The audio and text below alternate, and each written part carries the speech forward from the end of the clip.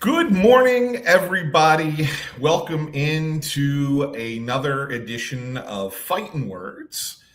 I'm your host, Anthony Sanfilippo. My usual partner in crime, Bob Wankel, is wrapping up a family vacation this week. He will be back on Monday.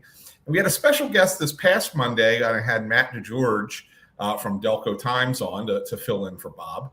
And today I want to do one that is a kind of a throwback. For those of you who've been with us since the Crossed Up days, before we changed the name of the podcast, you all know that my son, Ant Jr., had been a fill-in on this show in the past, whether it's for Bob or whether it was for me. And I like going to Anthony because, A, he's a fan, but B, he's one of the smarter baseball fans that I know. He's not just a guy who watches the Phillies. He's a guy who pays attention to the entirety of baseball. And I don't just mean the major leagues. He pays attention to the minor leagues and everything. He's kind of a savant when it comes to this stuff. And I also like it because we never agree on anything. So it's always a good conversation, a good debate. So with that, welcome back to the program, my son, Anthony Sanfilippo Jr. Good to see you, bud. Hello. Good to see everyone. Those are colorful words. They're probably not accurate, but I appreciate the accolades you throw my way. I have to make you sound better than you are, right? I mean, isn't that kind of the idea? You got to prop up your guests at all times. Well, I think it's just you're trying to prop up your son, but we won't talk about nepotism here. I do it to all my guests. I don't care who it is. Well, yeah. I mean, some of them might be a little bit more disingenuous than others, but no, I truly do believe, and this goes back many years. Like I can't remember what the first time it really clicked for me, but I remember you sending me a text. I don't know, it's sometime around 8-9 years ago about something related to baseball that I hadn't thought of, and you turned out to be spot on right. And I don't remember if you remember. I don't know if you remember what it was, but it was like so profoundly brilliant. And I said, that's my kid who sent me that. Like, how do I not know that? And like, he sent me that. Was it when I predicted the Rays were going to use the opener? I think that's what it was. I think that's Before it happened. Yeah. Yeah. I think that's what it was. Yeah. So it was like, oh wow. Like, I mean, that's how crazy it is. And so I said, okay, well that, and then the more you would send along, the more I would find out that, like, man, he actually knows his stuff. He's actually pretty sharp and can have these conversations with people at a higher level, even though it's not your field of employment. But nevertheless, so I figured, now would be a good time because there's a lot of anxiety in the city of Philadelphia about the Phillies start at 6-6. They haven't scored a run since Monday, and it's now Friday. Now, granted, there was a day off in there, but they still haven't scored a run in 5 days. And there are lots of concerns with the lineup. I want to get to a bunch of things. I want to get to some pitching things as well, but we have to start with the lineup. What the hell in your mind is wrong with the Phillies right now that they can't, and they've done this before, right? Like, we've seen this before. There was a 26-inning drought last year, if you recall, when they were shut out by the Mets and Astros over the course of 3 games. It was a 26-inning spread over 3 games. So we've seen it before, and then they came out of that and they beat the Braves the next game by scoring 13, right? So like, they do this, but what is this? Something just feels different this time around than maybe in the years past. It's just because people have seen it so much. That's really all it is. It's still a small sample. Like, it's 20 innings. There's still 6-6. It's April. Now that's not me defending the offense because it's just simply not good enough, and probably won't be at the end of the day. But it's performing much lower than it even is expected to perform. Their expected stats are still better than what they're putting up. So more than anything, it's a small sample.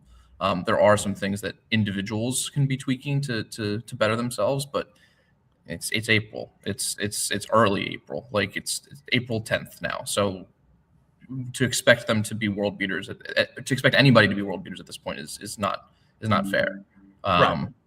And if you look around the league, you'll see there are a lot of superstar players that are off the slow starts, right? Like it is a thing. Normal. Yeah, it does happen. And I'm with you with the way you're looking at it very holistically from the small sample size. But is there a bigger picture problem here that maybe is not, even once they do start hitting a little bit, is there a bigger picture problem that's like, well, it's just not good enough, and they once again missed the boat on rectifying something that needed to be rectified? For sure. I mean, the offense has, I know people like to talk about like different pieces that have been issues over each specific postseason run. The consistent thread is the offense will just go cold, and that's the end.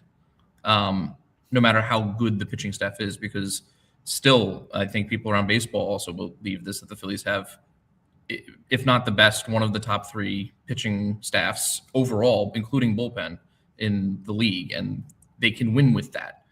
But they can't win if their offense isn't good enough. And they have 2 guys and a couple of decent bats, and that's it. And that's not an effective offense in Major League Baseball. That, especially when it comes to the playoffs, which is so far away, we can't even really talk about right now. But they have an issue where their lineup is not deep in the slightest.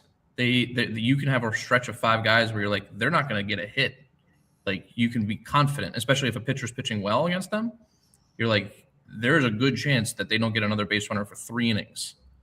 That's the problem with this lineup, is that there's not a lot of deep, it's not very deep, and they don't have enough variety really in that lineup. Adelise has been a little bit of, I don't want to say a revelation, but he's, a right-handed bat that shows potential to provide that difference in the lineup, but he's not gonna be like the piece that fixes everything.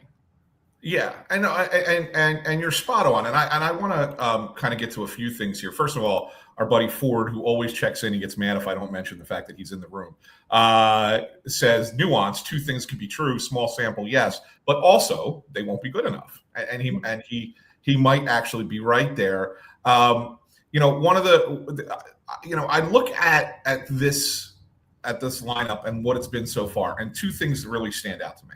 The first is they can't hit left-handed pitching. And here's the funny thing is like we kept wondering last year, right? Teams kept throwing left-handed pitchers at the Phillies, and Schwarber and Harper hit them, right? And usually, when you look at it, you sit there and go, okay, well, they're your 2 best players. They're the guys that teams are going to try to neutralize, but they kept hitting them all season long, and we kept saying, well, why are they still throwing left-handed pitchers if Schwarber and Harper are hitting lefties, right? Like, why would you do that? And it turns out it's not about Schwarber and Harper, but it's about the rest of the lineup that can't hit lefties. Well, it's a little bit. I still think it's a little bit of both. Like, okay. Sure, Schwarber and Harper are. I'm not going to use the word elite here, but they're great hitters, so they're going to hit no matter who pitches. But the matchups, and if you look at their career numbers, it's still true. They are a little bit worse against lefties. Now, they're still going to hit them and still going to produce against lefties, but those are the 2 guys that you're worrying about in that lineup when you're facing the Phillies. That's it. You're not worried about, even if Trey's hitting well, you're not worrying about Trey Turner because he doesn't have the MVP caliber bat we thought he might have when he got signed in 23. He doesn't have that extra pop. He doesn't have that extra level he can push his offensive game towards. So they're not as worried if they give Trey a favorable matchup because, yes, the rest of the lineup can't really hit lefties, which is the importance of, I guess, adding Adelise because he's a right-handed bat that in theory could hit lefties. But if you can neutralize a little bit what Schwarber and Harper can do, that's going to mean the world of difference because you'd rather have to be facing guys that have, and I don't know the exact numbers on it, guys that have closer to an 800 OPS against lefties than guys that have about 1,000 OPS against righties. That's because everyone else, it doesn't matter. Like there's only 2 you're still concerned about, and even if they're hitting them, they're not going to hit them at the rate that they hit right-handed pitching. Yeah, and that's why they're doing it. It's funny, David Waitman weighs in. He says they're hitting 159 against lefties. Only the Yankees, surprisingly, or maybe not surprisingly, are worse at 122 than the Phillies right now. And it's been a big problem. And, we looked at, you look at these, we talked about the platoons that they were going to use, right? Edmundo Sosa was going to play against lefties. Otto Kemp was going to play against lefties. Both those guys killed lefties last year. Sosa more so because he had more opportunity, but even in a smaller sample size, but it's still a significant one. Otto Kemp hit lefties pretty well last year. Neither have gotten off to great starts. I know Sosa had the one big hit in the one game against, was that last weekend in Colorado? I forget what game that was. But he had the one big hit.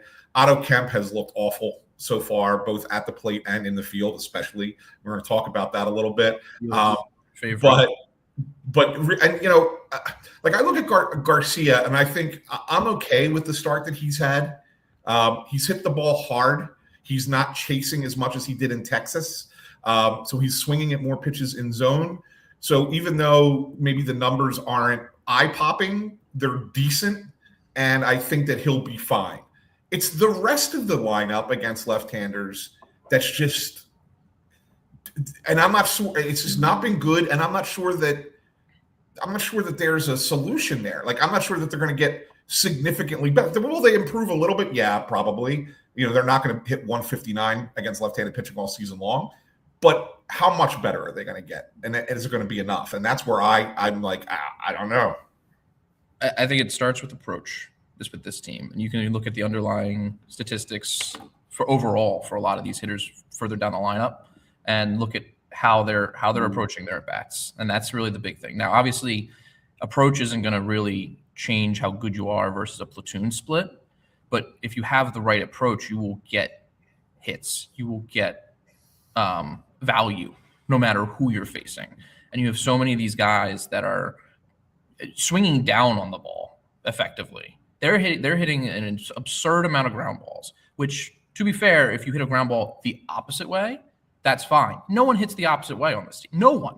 No one's opposite field numbers are any good because they're in front of everything.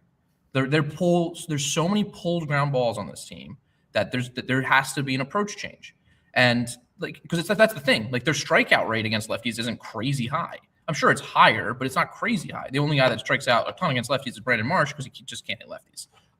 But other than him, like, their strikeout rates are relatively normal across the board, and they're just getting bad contact against lefties because they're anxious or something's going on at the plate. They're in their head because they've been here for all these years. Why can't they figure this out? And they just won't fix it. The change is an approach. They need to alter how they're swinging at the ball. They need to alter what pitches selection they're having, which pitches they're swinging at. Like, it's okay to strike out more as long as you're making good contact in the other at bats. But there's not a lot of good contact on this team. You look at their Baseball Savant page and like up and down. Besides Schwarber, you got really bad barrel rates so far. I mean, I know it's only a small sample, but like, it means something because if you also look at their careers, their average exit velos, most of them are way down, and it's just like, what is going on? Why are they having this terrible approach at the plate? And I think that's the key. If they have a better approach at the plate, if they're making better swing decisions, doesn't matter what the platoon is, you're going to catch some balls. But they're not. They're having bad approaches, so the platoons are really going to hurt when you have a bad approach at the plate. Okay, and here's the other thing that I have taken notice. I said that there were two things. One, that can't hit lefties. Here's the other one. So they've played 4 series so far: the Texas Rangers, the Washington Nationals, the Colorado Rockies, and the San Francisco Giants. In those 12 games, what do you think is the common? I'm going to ask a question. What do you think is the common thread in those 12 games? From an offensive standpoint? Well, maybe I'm asking the question wrong. I'll just come out and say it. Okay. Other than maybe Nate Eovaldi on opening day. Oh, pitching. Okay. Yeah. Who have they faced? Like, they haven't. It's not like they've faced some really great pitching here. They haven't really faced a top. They got away. They didn't have to face Logan Webb against the Giants, and they still lost the series. They made Robbie Ray look like he was, 2021 Robbie Ray or whatever year was he won the Cy Young. You got it. It was 21. Yeah. So, like, other than that, like, who have they faced? And that's the thing that's perplexing to me.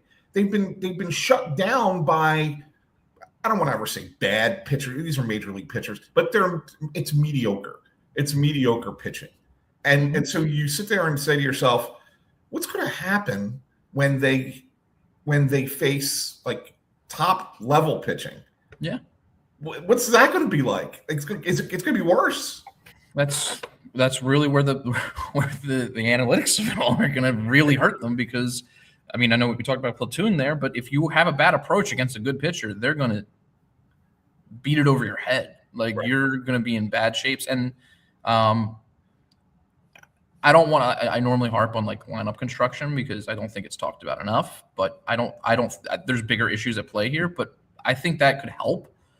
Switching up the lineup for once in a while. Like, they get so used to trying to put these guys in these spots, and like Alec Bohm batting 4, Bryce Harper hitting 3. Like, you gotta switch it up to try to do something, to try to like send a message in some capacity.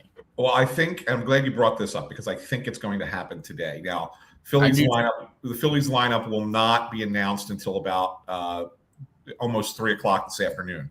But I think what you're going to see today, if I'm expecting this, is Garcia is going to hit 4, Marsh is going to hit 5, Bohm 6, Stott 7. I think that's the switch that you're going to see today. Whether that's the right switch or not, ultimately we'll find out. But I think that's the change. I don't think he's going to touch the top of the lineup. And to be fair to the top of the lineup, they weren't necessarily the big problem in this, on this road trip. Like, combined, they actually were decent on the road trip. I believe, I'm going to look this up real quick, but I believe Turner, Schwarber, and Harper on the road trip were combined 302, 436, 508 for a 944 OPS on the road trip in Colorado and San Francisco. So it's not like they were terrible. So I think that you're looking at the middle of the lineup and saying something needs to be fixed there. So I think that's the change that they're going to make. Well, Trey is deceivingly been okay, I guess. Trey has not been. He's hitting 260. Let's be fair. Yeah, it's underwhelming for sure. Yeah, for sure. He's not getting good contact either. He's been finding spots. That's why his batting average looks a little bit better. He's been getting those little Trey hits, which is fine. That's good. You need that. But like, there's not that, wow, this guy bats at the top of the lineup ability that we've seen, that we have seen from him in the past. Granted, in Philly, we haven't seen as much of it. Last year, probably the most, but he needs to pick it up too. Like, when we can get to fielding in a second, the fielding is really, really bad. So they need to hit, because if the fielding's if you're not in the lineup for your glove, then you better hit. That's pretty much how that works. Yeah. I'm with you. And I do want to talk about fielding, but I do want to get to a couple other things on hitting before we get to the fielding. Mm-hmm. And there's a good question here from Joe Karmazin. He says, "Do you think Stott just is who he is?" I mean, this is not surprising. I also think Dombrowski doesn't deserve some criticism for the lack of offense. Of course he does. But on Bryson Stott, we saw how good he could be at the end of last season. He made that adjustment, lowered his hands, quieted his swing, and all of a sudden he was hitting over 300. We saw it in spring training, same thing. But now something has changed coming into the season. And it's weird, Ant, because it looks like he's turned into a far more aggressive swinger. And I think that's impacting him. He was better when he was a more patient hitter. And I don't know why they're trying this. I don't get it. So, I mean, Stott's is getting into his late 20s now. So it's time to stop messing with someone, and generally speaking, when they get to this age. But there is some merit to what they're trying to do with Stott, because he's hitting the ball harder than he ever has.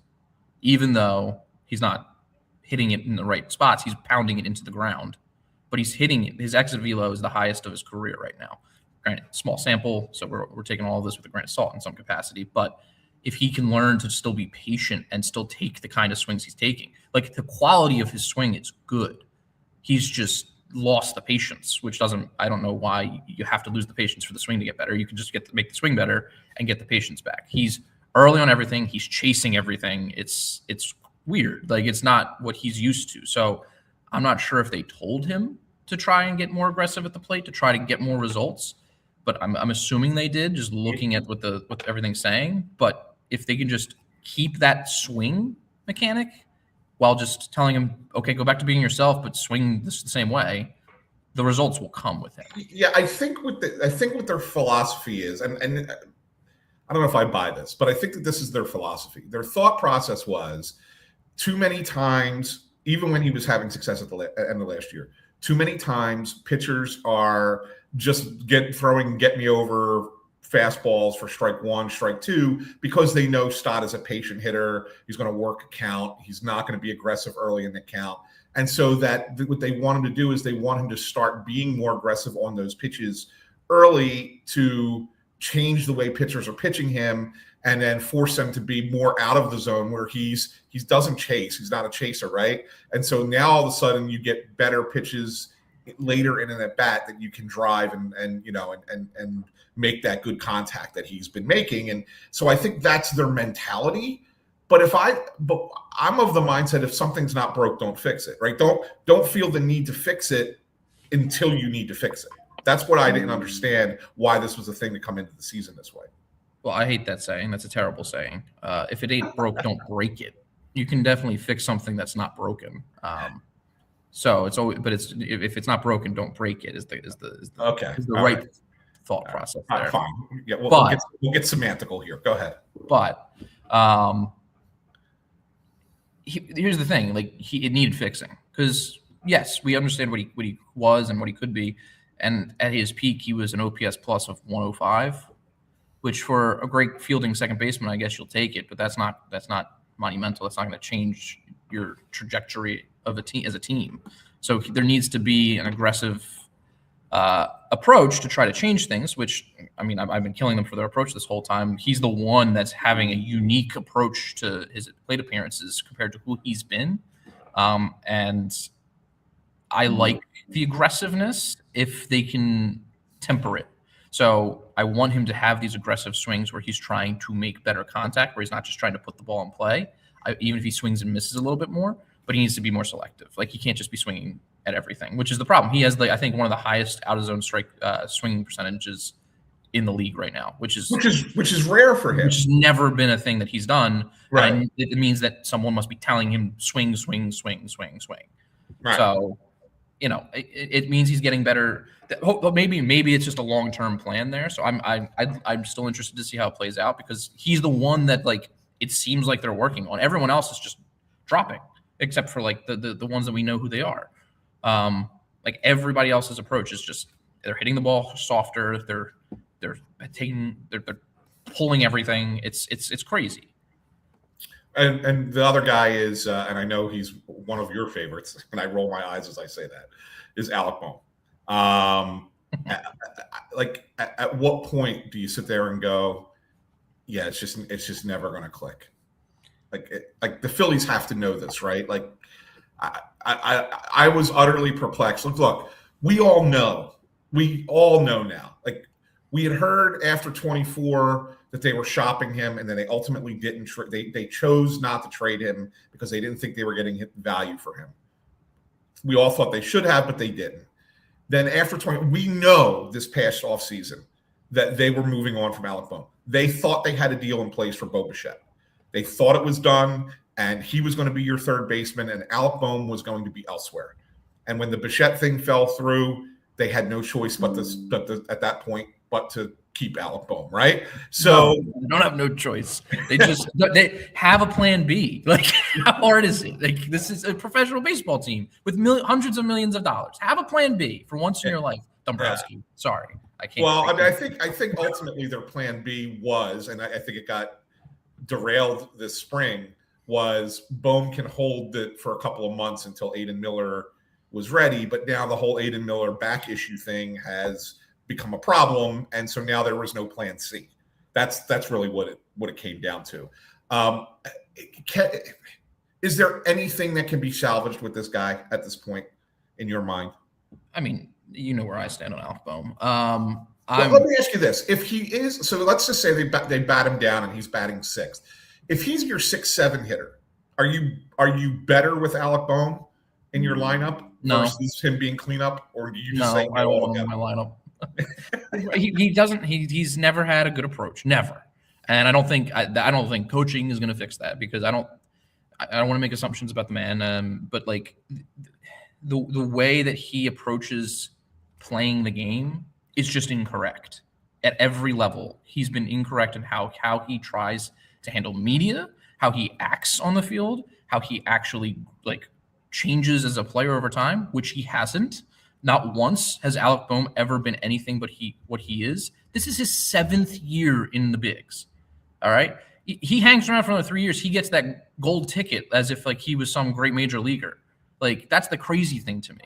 Like, he's been around for this long. And the one thing, maybe the only thing I've seen of any kind of change in his game is he's improved a little bit at third base over the years, like defensively. That's it. But it wasn't like drastic.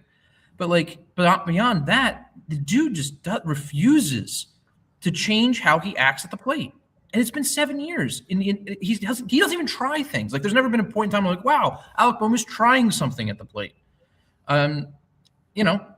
It's the same story every year with him. It really is. And it's past, but like they're gonna keep trying him out there until they have another solution, which who knows how long that's going to take.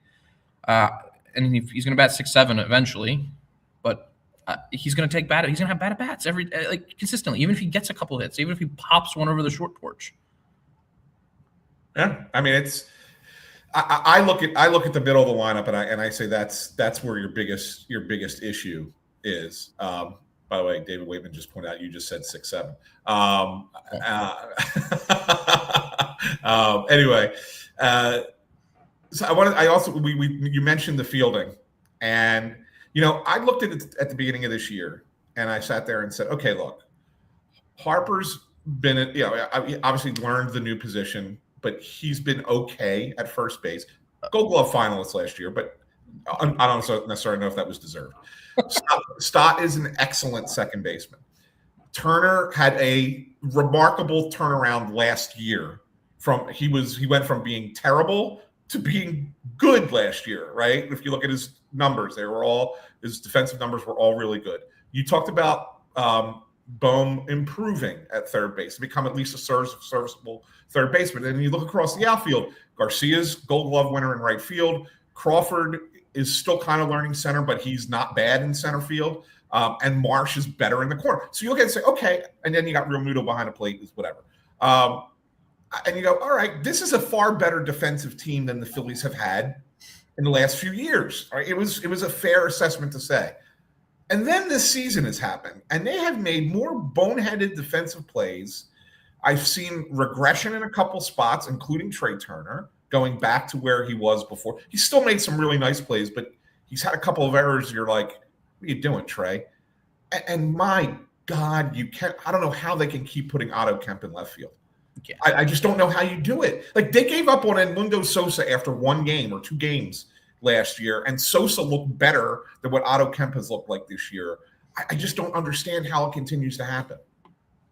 Yeah, I mean, there's a couple of things at play when it comes to evaluating fielding. And like the number one way that people always say is you have to evaluate it on a 3-year rolling basis, because 1 year of fielding metrics is not enough to tell you how good of a fielder someone is. And that's generally anti what analytics are, because that's like the back of the baseball card argument. Like, this guy is who he is. He's going to come back to be who he always has been. But fielding specifically, it's a little bit more true. And analytically speaking, that it actually holds weight. So with the Trey Turner thing to start off with, yeah, he had a great year last year, but we know what he is as defensively, and he's starting to show that. Bryce Harper simply doesn't know how to play first. He's an athlete. He can make some plays that most first basemen won't play. But he just doesn't. I don't know who's teaching him, because he doesn't know what his feet are backwards sometimes. He is preparing for a scoop that doesn't need to happen because the ball's not going to hit the dirt sometimes. It's weird, but like, he's an athlete, so he gets to so many more balls than most first basemen would. So that's why he like gets that nod as a Gold Glover at first base, because it's cool watching not a fat guy play first base. Like, that's really what Bryce Harper is there. And then for everybody else, like, Otto Kemp has been he's not an outfielder. He never was an outfielder. And I feel bad for him being pushed out there. So I don't want to blame Otto Kemp for not knowing how to play the outfield. They're forcing him to play out of position because they don't want to call someone up, really, is the answer. They have guys that are down there they're outfielders that can be, probably are not quite MLB ready, but neither is Otto Kemp. Like, Otto Kemp is not MLB ready, and he's playing out of position. Well, they do have one guy that they could go to who is MLB ready, who could play the outfield, just doesn't have the versatility that Kemp does to potentially come in and play first base if Harper needs a day off, or can fill in technically at second or third if need be. And that's Brian De La Cruz, who could certainly play left field as the right-handed platoon for Brandon Marsh. And I gotta wonder, he's got one of those contracts where he's got a later opt-out. I believe it's end of June or beginning of July. I forget which it is. And there's a guy that you sit there and go, well, why not go there? Like, you can option Otto Kemp back down to the minors and not lose him. He can still be part of your organization. Get him right. Let him play in the minors a lot in the outfield and get used to it, right? And you can bring up a guy who's got major league credentials as an outfielder who won't hurt you defensively. Like, that to me is what makes the most sense. And as David points out, the other thing that we're not talking about is they've got this kid Felix Reyes playing left field in Lehigh Valley, he won the batting title at Reading. I talked to him during spring training. He was ripping it up in spring training. Boy, does the ball come off his bat hard. He's got a heck of a. I'm not sure he ever becomes a left fielder. He doesn't look athletic enough to play the position. He's ultimately a DH in my mind, but man, he can hit the ball. Yeah, Felix Reyes is, if he plays the field, he's a bad defensive third baseman, really, is like what his chart says right now. Yeah. But yeah, I mean, here's the thing. They're forcing people into the outfield and have been, because they statistically over the past 5 years have had one of the worst outfields in Major League Baseball. In a position where the outfield is supposed to produce most of your offense, it produces next to none of the Phillies offense. And the one excuse you have is if you have like a diamond center field defensive stud, which the Phillies have never had. So like they're desperate here, and they're looking at the wrong avenues to trying to fix this problem. They're just saying, well, you go to the outfield. Well, you go to the outfield. Let's try another guy on the outfield because we paid everybody on the infield, or we're just still trotting Bowman Stott out there. That there's not going to be room for you right now. So they're trying to, they're telling these kids in the minors, you have to play the outfield to get a shot to make it to the big. So of course they're going to do it. Of course they're going to be like, yeah, sure, I wanted to be in the big leagues. But like, it's just that's a flawed philosophy to have. That really is.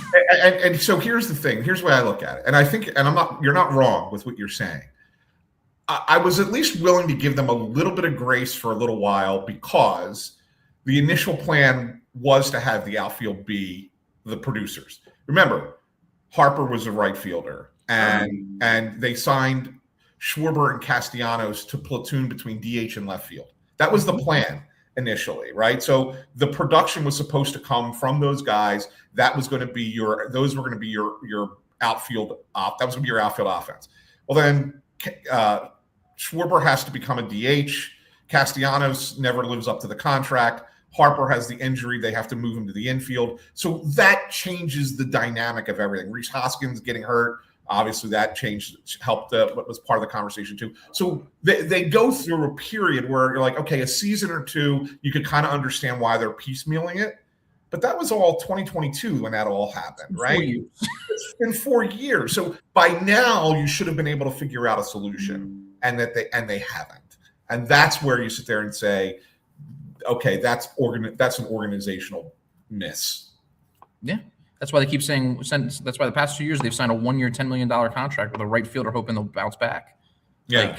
And don't get me wrong, obviously Kepler was terrible and Adelise looks much better than Kepler. So like they made the right choice amongst those guys here. But Adelise isn't going to be here next year, more than likely. More than likely. Yeah. So like they're not even looking for a permanent solution in the outfield right now. They're looking for a patch job. And that's the craziest thing to me. Like, you have all these guys in a contract for so long, and they're getting older. We can always get to that conversation as well. You have all these guys under contract for so long, and you're trying to say that's our window, and they have no prospect, not no prospects, but no prospective ideas of how to actually fill out the outfield. They just say, well, let's just throw this guy out there for a year, as if it's a bullpen arm. Yeah. It's not a bullpen arm.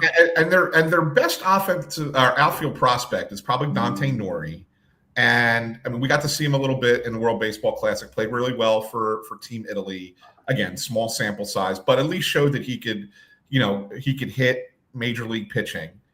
I still wonder if he's anything more than a fourth outfielder, ultimately. Probably not. No, I don't think so. I don't think he's good defensively, and he can hit for average a little bit. He's just a diet Justin Crawford, I think. Yeah. That's what he is. You know who he reminds me of? Let's see if this one makes sense to you. David DeLucci. David DeLucci had a little bit more pop. Okay. You're just saying it because he's Italian? No. No. But yeah, he's got that left-handed swing. It's a good contact, good contact, decent outfielder. DeLucci can put the ball out of the ballpark, though. So maybe. That's just how that was the name that came to mind when I watched him play. I was like, oh, this could be like David DeLucci, which is not a bad guy. Like that's that's fine, but like it's not. He was a major league player for a decade, right? I mean, it's not a bad player.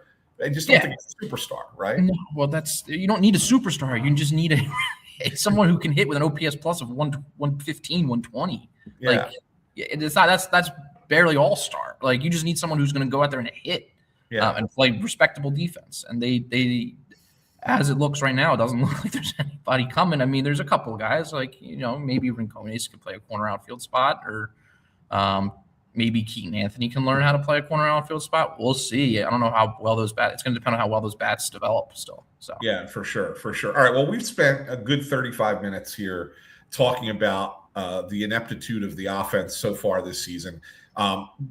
We know it's going to probably get better. It's not going to stay this bad, but there are some certain red flags that the Phillies need to address if they think that they're going to do anything later this season into October. I want to switch it over to the pitching side of things because there were a couple things that kind of came out from this week in San Francisco that I wanted to get your thoughts on. The first one is Cristopher Sanchez.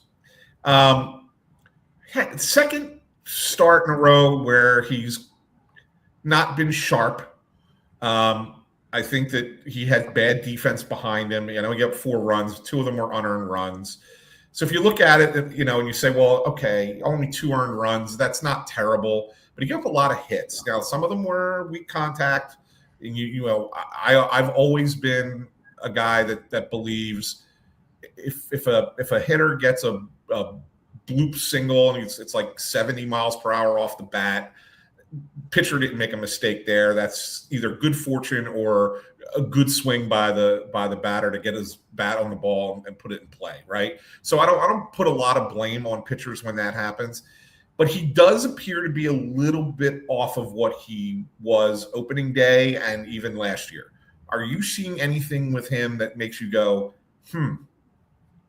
No, really. I'm seeing more so an adaptation of approaching the game from hitters to seeing him a lot. I don't think fundamentally he's all that different than who he was. I think he needs to learn how to adapt a little bit. He's proven to be very adaptable. I think he needs to learn how to adapt because I think he's getting burned low in the zone a lot right now. Hitters are learning to hit low in the zone, and that's not – I know over the history of baseball, everyone talked about how good lefties were at being low ball hitters. Righties are good low ball hitters in today's game now. The low ball is getting hit pretty hard. So that's why he's giving up a lot of hits more than anything, is that he lives in the bottom of the zone. So this is not saying like he needs to elevate more because, elevated sinkers are not good pitches, no matter how hard they're thrown. But he needs to learn how to adapt to the pitchers hunting his pitches specifically because of who he is. Like there's a book on him now. So like, it's not like he's not surprising anybody anymore.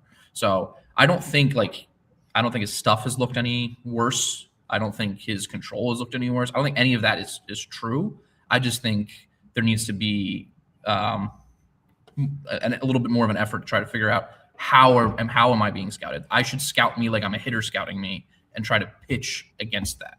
I think that's more so the adjustment that needs to happen there. Yeah, and I think that I don't think that you're wrong there, Ant. Like I look at it and say, if anything, maybe the sinker command to right-handers hasn't been great, and so hitters know everybody in the world knows he's going to throw the changeup, right? So if the sinker is not hitting the zone where you need it on the inner half to right-handed hitters, then they're going to spit on it and just say, "I'll just wait until that changeup comes low in the zone, and then I'll get my bat on it." And that's kind of what's happening to him a little bit. And yeah, it does need a little bit of, it would be great for him if he had a third pitch that he could start to rely on. And he has a third pitch, but he doesn't throw that slider that often. It's not a great pitch. Like maybe developing that a little bit and giving the hitter something else to think about would be beneficial. Absolutely. Like, I mean, it's just tough to develop a pitch, or even if you have one, it's tough to like further develop it mid-season. Yeah. Now that we're in it. I mean, it's still April, so possible. But the big thing is just like trying to change the hitter's eye level against him and doing what you can to. Honestly, you have to be okay throwing more balls as long as they're breaking pitches. Can't be missing with sinkers as much as he has technically, but I don't think it's been an issue. I think he's just missed a little bit more. I don't think it looks like there's something wrong. But I think it's more important to throw more breaking pitches and even the changeup earlier, just to try to get more swings and misses out of the zone, so that way you can use your out pitches in the zone, which is what makes Cristopher Sanchez so good, is that his out pitches are generally strikes if they're not swung at. So,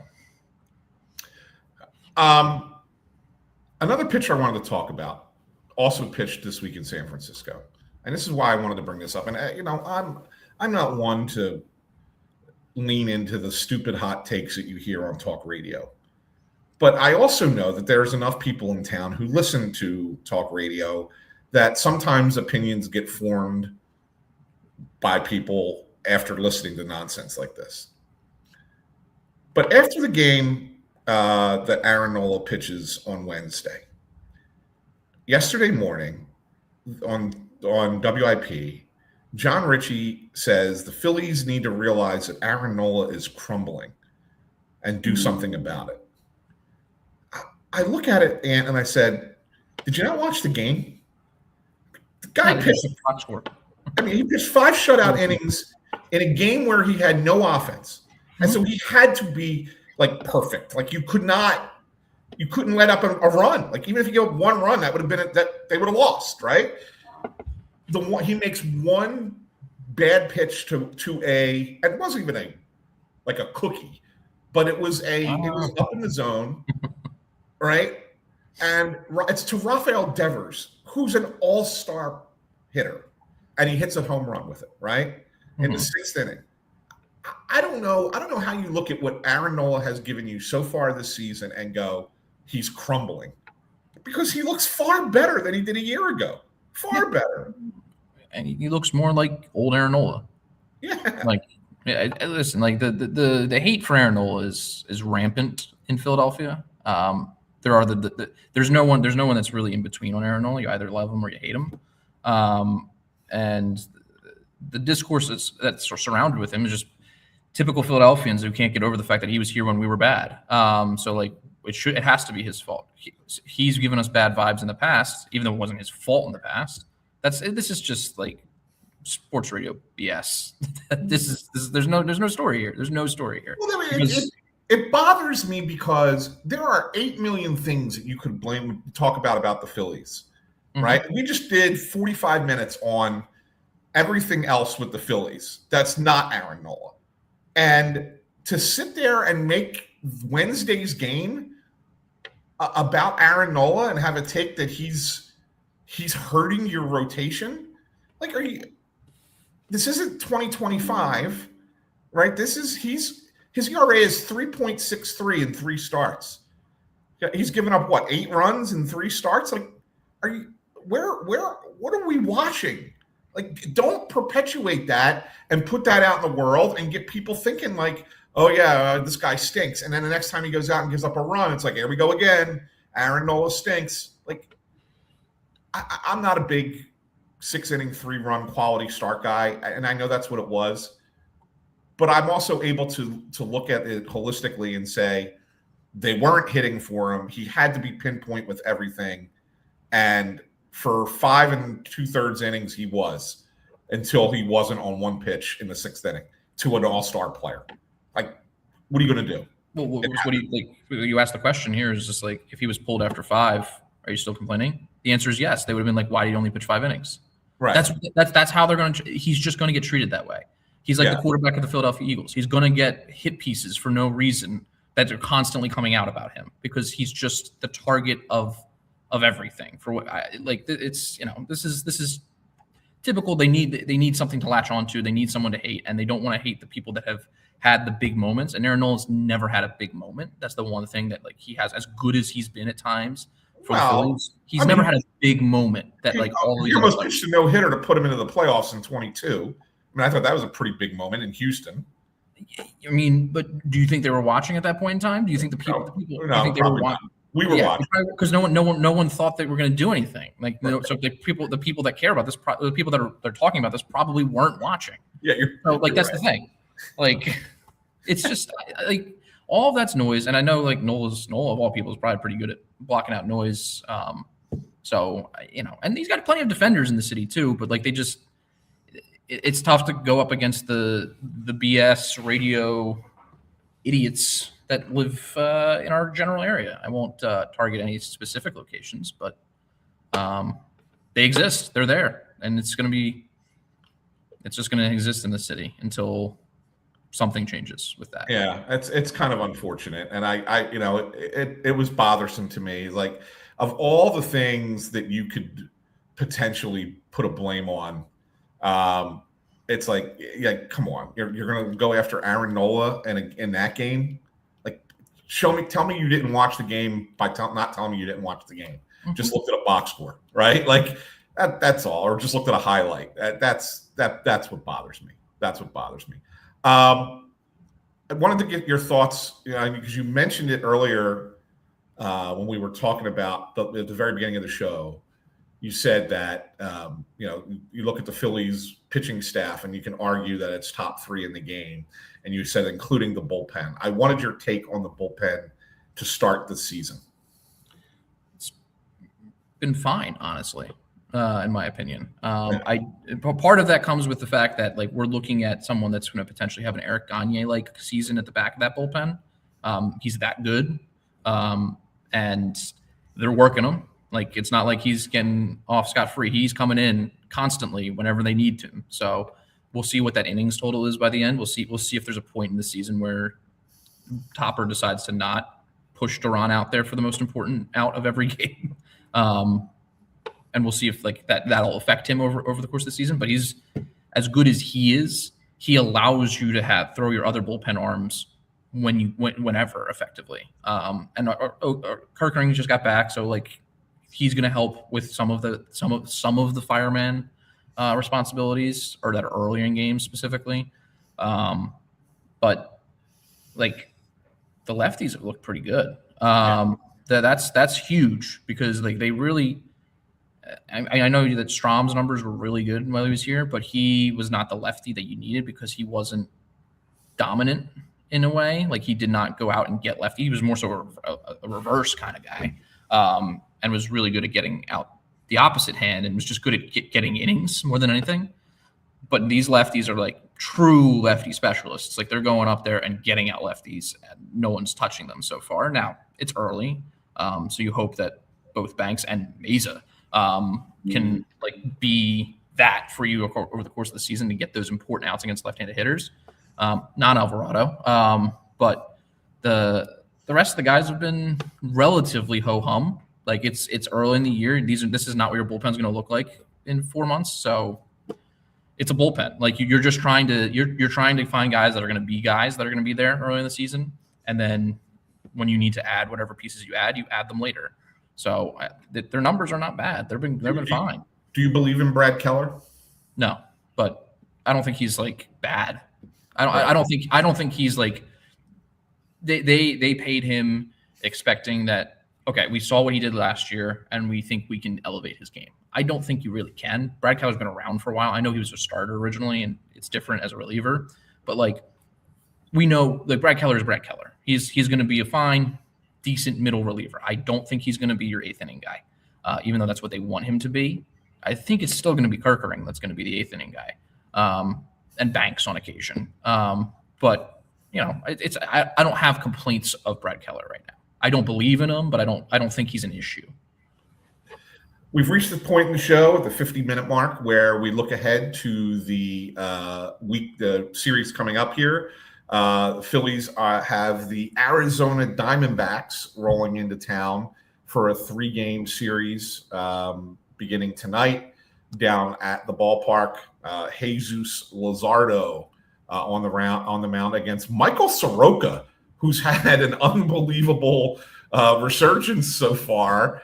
He was once a top prospect of the Atlanta Braves. He had injuries and he struggled, ended up in Chicago with the White Sox, wasn't very good there. But so far this season, 2-0, 0.90 ERA. Diamondbacks 7-6 to start the season. Are they a decent team, man? In your mind, are they a better team than maybe people realize? I mean, they can hit. They can't really pitch. I know we just talked about Soroka's spin, but like they have a bullpen and not a starting rotation is their issue. They're going to be competitive down to the stretch. I think they're probably like an 84, 85 win team. That's just who they are. If their offense gets hot, they can possibly win a couple more and definitely secure a wild card spot. But they're going to be here. They're going to be fighting because they can hit and they have a decent bullpen. If the starters can figure it out, I guess they can definitely move up a little bit. But they're still, like, in my mind, the third best team in the West. Yeah. Rest of the pitching matchups is Taijuan Walker, everybody's excited for that start on Saturday afternoon against Brandon Pfaadt. And then on Sunday, it's Andrew Painter's third start against Zach Gallen. So those are your pitching matchups for the weekend. It's time to make our prediction for the weekend. I think that they'll take 2 of 3 in this series. I kind of get a sense that they're going to get the offense kind of squared away a little bit and hit these guys a little bit. Like you said, their starting pitching is not off the charts great. Might be a slugfest or two in there this weekend, but I think that the Phillies offense comes alive a little bit. Not to say, all right, see, it was just a 20-inning drought. I'll get the word out correctly. A 20-inning drought or rut that they, but there's still going to be concerns. But I do think you're going to see some offense this weekend. I have them 1 of 3. That's mainly because Taijuan Walker's pitching. We know we're going to lose that game. It's scheduled loss, and I don't want to. I mean, everyone knows the Taijuan Walker conversation, but like, it's who we fooling here? Who we protecting here? What's going on? Like, there needs to I think the media needs to press a little bit harder. These guys, and they're so media trained, Dave and Rob, that they won't say anything. But they don't get tested enough. Those guys, they like you look at other sports and media goes after the general management and management of the team, and baseball, at least, I mean, because Topper's really good at managing the media and like deflecting and just not giving you non-answers. He's the Andy Reid of interviews, but you gotta get grilled about this. Like, this is ridiculous. Like, what are we doing? Like, Taijuan Walker would be uncompetitive at high A ball. Like, what is going on? Like, he's that bad, and it's just I can't pick them to win that game, so I picked them to split the other 2. So. All right, you got them losing 2 of 3. That's fine. All right, one last thing. And I thought this was a fun story that was in ESPN today. It's been 50 years since the start of free agency in Major League Baseball. And they ranked every free agent signing in the history of the game. All 8,340 of them. And I wanted to see if you think of the top 5 all time and see if you how many of the top 5 you can name. from the history of Major League Baseball. This is according to ESPN, and they use some kind of formula to rank them. But what do you think the top 5 free agent signings in Major League Baseball history are? And I will tell you, I'll give you this clue. 4 of the 5 were from the 90s. Yeah, Randy Johnson signing the 4-year deal with the Diamondbacks has to be the number 1 free agent deal. They had that at number 5. It's on the list. Signed a 4-year deal, won 4 dominant Cy Youngs in a row. I don't know how that you get better than that, and it was not that high of a price either. Yeah, it was not. It was 4 years, $52.5 million. Okay, that's the greatest free agent signing of all time. I think when you hear I think 1 and 2, I would probably put ahead of them. I would have it third. I quibble with number 3 and certainly number 4 ahead of Randy Johnson. But I'm just curious, when you hear what 1 and 2 are, you'll go, oh yeah, okay, I can understand why those 2 were ahead of Randy Johnson. And they're in the 90s, you said?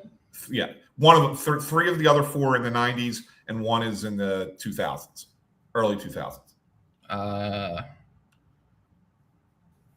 In the 90s, greatest free agent signing. All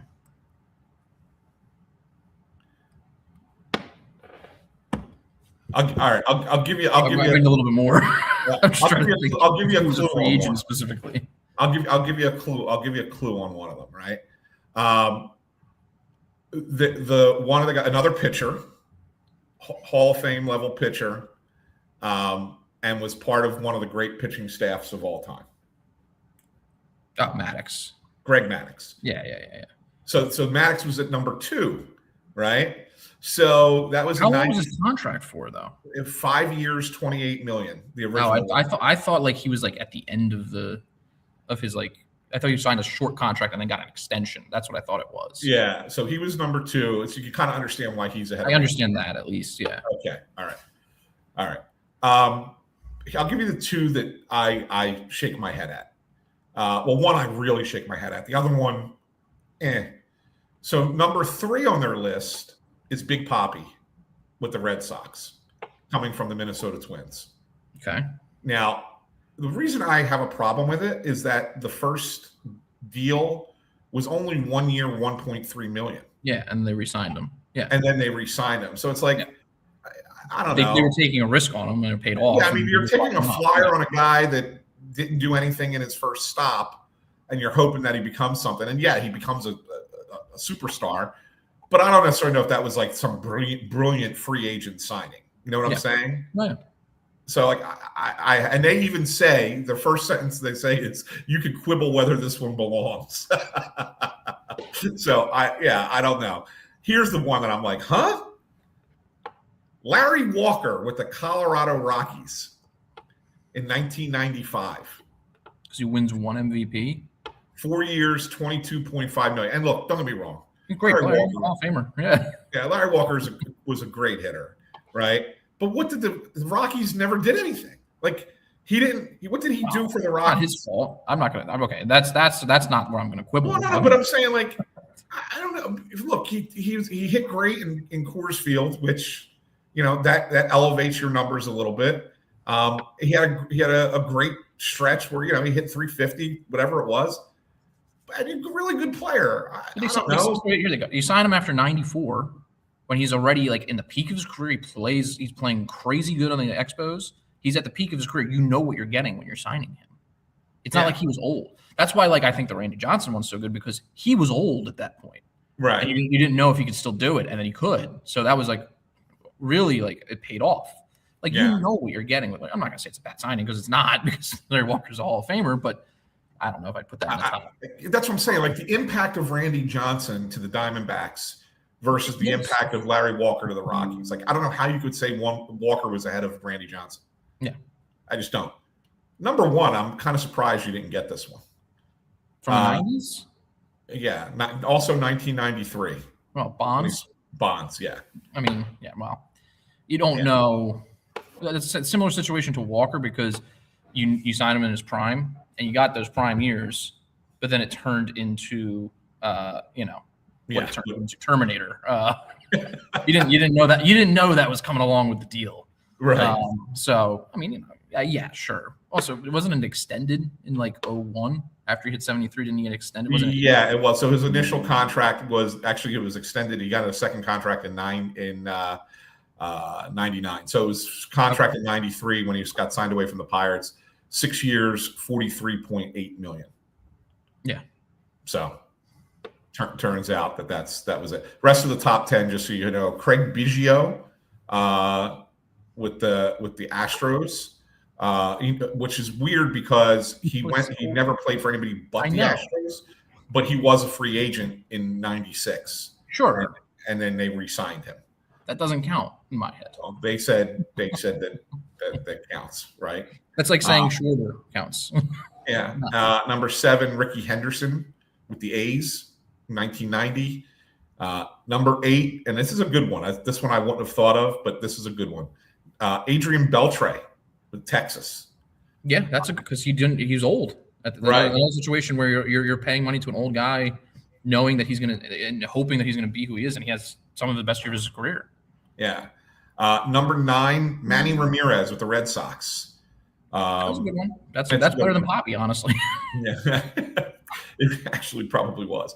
And then number 10 is a guy that nobody ever remembers. And this one goes back to the 70s. But Bobby Grich with the Angels. Angels. Yeah, he wins the MVP. Yes. Yeah. So it's a good list. I would check it out if you can. It's on ESPN.com. It's funny because they have all 8,340. By the way, the one that they determined was the worst. Bobby Bonilla Mets. Hold on, let me go to it. The worst free agent signing of all time was where is it? That's 8340. No, Barry Zito. 7 years, 126 million for the Giants, and only put up an ERA plus of 87 across all 7 years. He had a good year in there, though. No, I'm just saying, that's. I mean, I'm not saying that was a good contract. It's still not a good contract, but that was the worst of all time. Well, you know what else? And the one that came in next to last would have been the one that I would have thought of. Chris Davis with the Baltimore Orioles. Once again, it's because he was already with the team. That's why it's tough. Obviously, it would be. I mean, with the money that they gave him, a 7-year, $161 million contract, and then it was god awful. Yes. So, but anyway, all right. Well, that'll do it for this week on Fighting Words. And thanks for filling in for Bob. Bob will be back on Monday from his family vacation. And we'll have you on again down the line. Appreciate you filling in. Don't forget, you can find us anywhere that you get your podcasts, whether it's on Apple Podcasts, Spotify, Amazon Music, Pandora. We're on all those platforms. Best place, though, is right here on YouTube. Go to youtube.com/@fightingwords if you're in the podcast feed and just listening. You're not watching us on YouTube. If you want to watch us on YouTube, that's where you can find us. And you click the thumbs up, ring the bell, and that way you will never miss a show. You'll get an alert on your phone or your tablet whenever we go live. So for my son, I like saying that, for my son, Anthony Jr., I'm Anthony Sanfilippo. What's that? Bob's your other son. Bob's my other son, right? Yeah. For Ant, I'm Ant Senior saying thanks for tuning in, everybody. Have a great weekend, and we will talk to you here on Fighting Words on Monday.